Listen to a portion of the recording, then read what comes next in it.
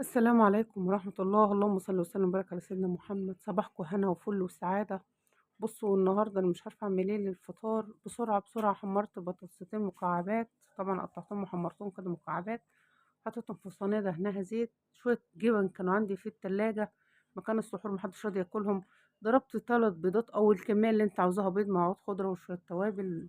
تبلتها، عايزة تحطي فلفل ألوان المباح عندك حطيه، وحطيهم زي ما انت شايفة وفي الفرن وحطيهم، وبألف هنا وشفا، وطبق سريع وخفيف، واداني نتيجة بجد فوق الهايلة، حلو قوي قوي، وطبق سهل وخفيف ومش هيكلفك حاجة. بيضة 2 3 انتوا والموجود عندك. وكل سنة وانتم طيبة ورمضان كريم.